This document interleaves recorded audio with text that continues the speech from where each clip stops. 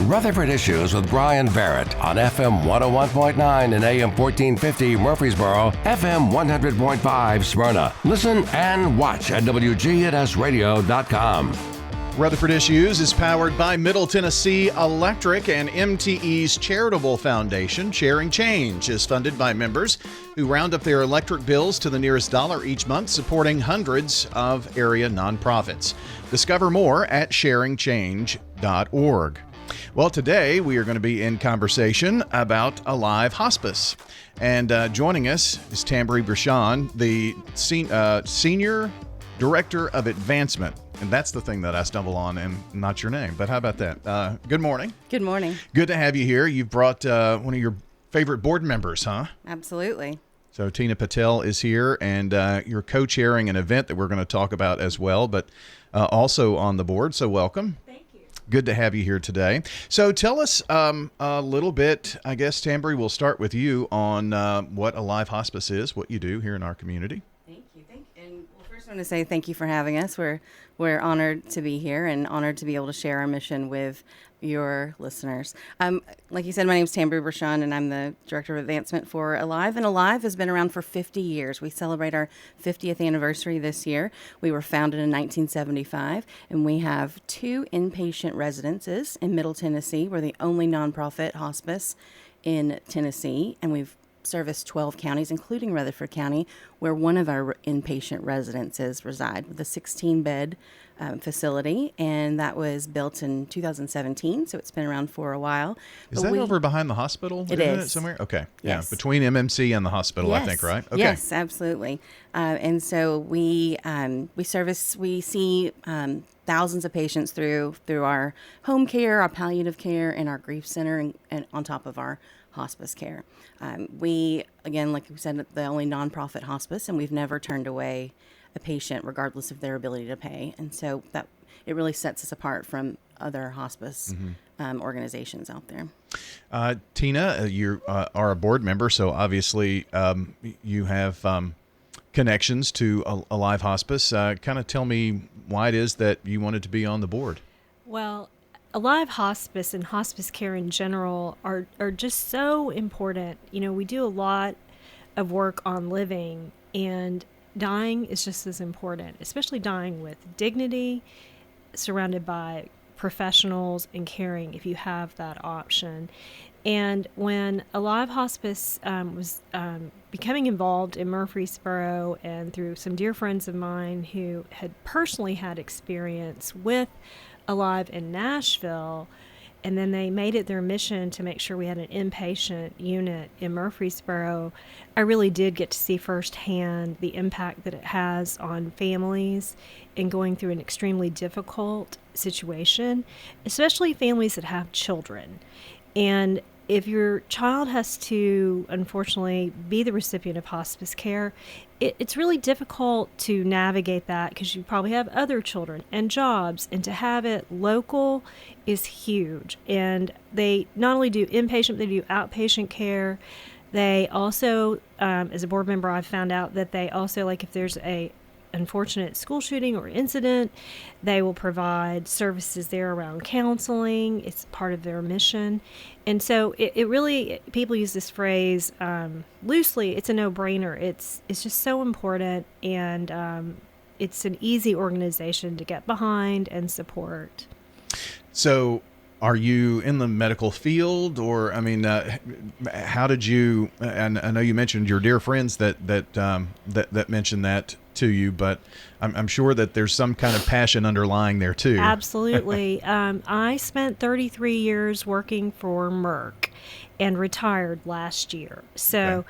I have done everything from marketing, sales, research, development, all on, the living side, if you will, of our lives, vaccines, public health, all these things. And my husband is a physician. Almost everyone in my family, except for me, is a physician. And also I had an aunt recently pass away in Canada, and she was the recipient of excellent hospice care as well. So I've always been aware of it, always been around it. And, thankfully haven't had a direct family member that's required hospice care. but definitely aware of it in kind of my community and family and friends, etc. So a family full of doctors, huh? Yes, I'm the black sheep. I just wonder what conversation is like Thanksgiving and Christmas, Well, usually I'm the one who gets in trouble because I'm always talking about stuff with Merck, and they're really good about it, about no medical talk. Oh, so. Okay. Well, that's good. That's good. Keep that out. So, Yeah. Tambry, the word hospice, I think, is kind of one that we have in our mind that this is it, this is the end, it's death is imminent, all those kinds of really negative connotations, I think. Absolutely. So how do you, I don't want to say put a positive spin on that, but really tell the full story of what hospice care is? That's a great question. We talk a lot about the story of dying and how having a good death is important. If you think about where mental health, the subject of mental health was probably 10 years ago, and then you think about today, there's been a paradigm shift in the way that we talk about mental health services. Absolutely. And that has to, Alive feels like, with the champions of this conversation and that bringing dying to the forefront of our how we speak about it in the community. Because like Tina said, unless you've had a direct experience with hospice, you don't realize how valuable it is and the difference that it makes in the way that you remember your loved ones, and then also the way that you cope.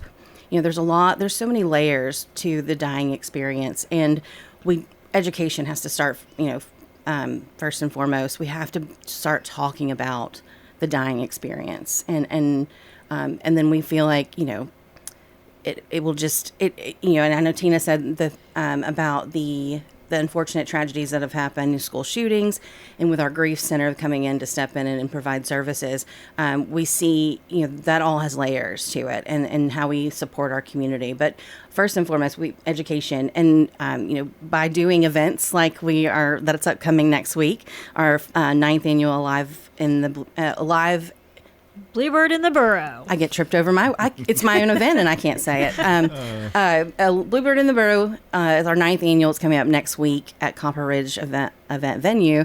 But these are some of the first ways that people become familiar with what Alive Hospice means in their community and what services we have available. So we're excited to bring this back to the community. It's been on a 2-year hiatus, and but it's going to be an amazing time. I also wanted to add on to Sure. what Tambry was saying.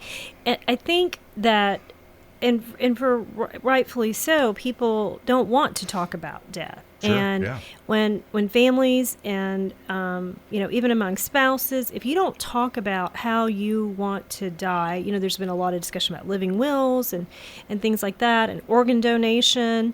But this is a part of that conversation, and it needs to happen, because nothing is going to make losing a loved one easier, or your own passing away. But honestly, this would make it easier if you have these conversations and you understand what it is hospice care can provide at the end of life. And some people, don't necessarily die. They make recoveries. It's entirely possible. So to understand the scope of hospice could make your life and your loved ones' lives a little simpler and easier to cope with, as Tambry was mentioning. Yeah. And I just heard on one of our shows yesterday, 70% of Americans don't have a will. And so who is going to make the decision? Well, the state's going to make the decisions on what happens. And if that 70%, probably living wills are that much, and even talking about hospice care and that kind of thing, maybe even higher than that. So absolutely, and it just makes things complex at the end, and it causes strife in families. If you've already had your directives clear, and your living will, and you're aware of hospice, and it can just eliminate a lot of unnecessary strife and trauma at the end of life. And really, it's the fear of the unknown. The more that you know, the less afraid you'll be. And I'll say, if you go to alivehospice.org, there we offer a free service. You can create your own wills that's available, and inside of that is advanced care directives. But it can really guide you through step by step. I'm a single mom of 3 girls, and when I came to work at Alive Hospice, I thought, talking about death makes it real. So we just don't talk about it. And the more that I've learned and seen in this organization and what we do for families as a whole, it's, first, it's an honor and a privilege to work for this organization and raise money for the people that work inside of our organization. But I've come to the realization that my girls will have a gift at the end because I've planned and I've taken that burden off of them, because it's already traumatic to lose a loved one. So why not unburden your friends and family? And so but alivehospice.org, all the information is there, and you can sign up and always reach out. There's an info button, and you can always ask for help. We're talking with Tambry Brechon, Senior Director of Advancement at Alive Hospice, and Tina Patel, board member and co-chair of the 9th Annual Alive and The Bluebird in the Boro. That is a tongue twister, isn't it? Yeah. So tell me a little bit about the event. It's coming up on March the 6th, though, a week from today. But if you were wanting to get tickets, I don't think you can anymore, right? Well, it's interesting. We have had some very generous donors and sponsors, and they have donated some of their tables back. So check our website, and we can provide the link. And there could be some tickets available. You might have to snatch them up quickly. The event is going to be fabulous, and we're so excited to have Neil Thrasher and the Brummies play for us. And they're donating their time and services, and they have quite the following. And so we're just thrilled to have them. We are so grateful to David and Sherry Lynn of Copper Ridge. They have gone above and beyond to make this event possible at their venue. We have fabulous sponsors, including Jonathan and Vicki McGuire, who are presenting sponsors with McGuire Management, and several others. I just think the event is a unique one. I know there are a lot of songwriting events, but this one really is fashioned after Alive's event in January in Nashville at the Bluebird. So that's where the tongue twister name comes from. Yeah. It's Bluebird in the Borough. So if you don't want to drive to Nashville, fight the traffic, and try to get in the Bluebird, which is difficult under the best circumstances because it's a tiny venue. There are a couple of tickets left, and I would highly encourage you to come and enjoy a unique evening, and it benefits just one of the best charities around. So I will put a link to that on our podcast. Fabulous. For the tickets and to alivehospice.org as well. Is it on the Alive Hospice webpage where it you should find it? be. Okay. Yes. It's alivehospice.org/Bluebird Borough. Okay. And again, you can search that up in a web engine or a web browser, or I'll just put that link on our podcast, which if you came in late, you'll want to go back and listen to the rest of our conversation here. It's hard to believe 9th Annual, and I'm sure that C word had something to do with a little hiatus and all that kind of thing. So we don't even like to mention it. So, right? Yeah. But so glad that it is back, and Copper Ridge is a great venue. So it's going to be a lot of fun. I appreciate you both coming in and visiting with us today. Thank you for Thank you so having much. us, and thank you for your support, and thank you to our sponsors, and we hope to see you there. Yeah. I know our friends at McGuire Management, that they are really fine folks. They help us out with our coaches show, and they just do a lot here in the community, with the McDonald's here in Rutherford County. So Jonathan is a great supporter of the community, and obviously you too, Tina. So thanks for being a board member with Alive Hospice. And Tambry, thanks for coming in. Thank you so much for having us. Absolutely. We appreciate it. And if you missed, again, any part of the conversation here this morning, we'll have the podcast up very shortly at WGNSradio.com or wherever you listen to podcast audio, whether it be iTunes, YouTube, all of those. Yeah. iHeart. We're podcasting in all of those locations, plus on our YouTube channel, Big G TV. Check it out on Facebook. So all of those places give you no excuse not to find local content here from WGNS. So long, everybody. And again, alivehospice.org is the website, and I'll put the link to Bluebird in the Borough. Better snatch up those tickets quickly.